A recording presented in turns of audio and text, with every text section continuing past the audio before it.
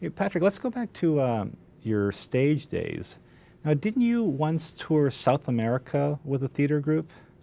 You've been reading the small print in my biography, haven't you?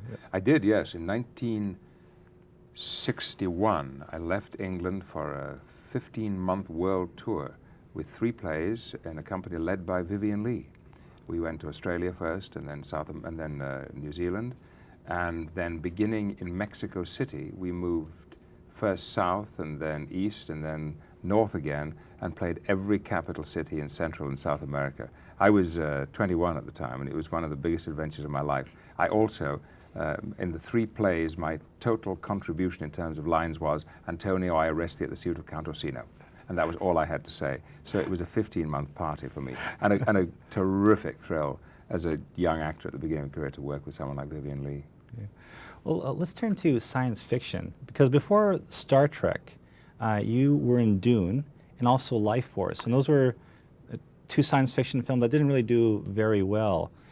Were you at all hesitant about signing up for Star Trek after those experiences?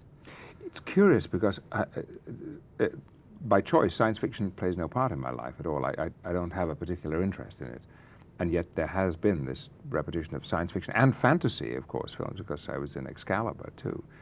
By the way, I think Dune is a very good movie, and I think it'll be around for a long, long time to come. And there are certain things in Life Force which should not be overlooked, particularly my first on-screen kiss, which happened to be with Steve Railsback in that movie, of course, famous particularly as playing Charlie Manson. And I worked with Tobe Hooper in that, of course, who was the director of Poltergeist. So this whole genre is very much present in my life.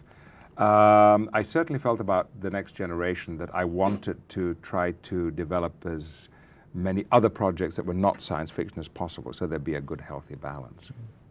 When you were cast for the role, when you were cast for the role, and I say this because I'm a fellow who's been losing my hair, I don't know how many articles point out the fact that you also had, experienced hair loss. Did that bother you that so many critics zeroed in on that fact? It irritated me mostly because I couldn't see why it was particularly significant. But Gene Roddenberry had the best answer to that, because some critics said to him one day, but how can you have a bald guy? Surely by the 24th century they will have cured male pattern baldness. And Gene said, no, by the 24th century no one will care. Okay. Now, meeting William Shatner, the very first time you met, and I believe that was at the dedication for the Roddenberry building, was that correct? I believe that it was. Okay. Was that an awkward moment for you? Were you not quite sure how that first meeting between you two would go? Was there any apprehension? I think it was a little awkward, actually, yes. There'd been certain reports that Bill had made some negative remarks about our series and so forth, and we'd all of us felt a little bit uneasy about that. I'm happy to say that that awkwardness is certainly long since gone by the time he and I got together to do the movie. We've had just a grand time. Now, you shared the Paramount corporate jet back from Las Vegas. That story, yes. Yes, the company were very generous to place that at my disposal so I could get back to Los Angeles and finish shooting the movie. And Bill, who saw me sneaking out of this event, said, oh gosh, he'd like to go too. And I said, hey, come on, I think I can give you a lift.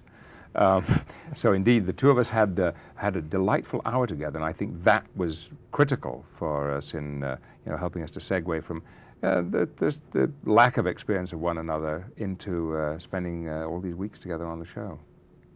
Okay, great. Thank you. A real pleasure meeting you, sir.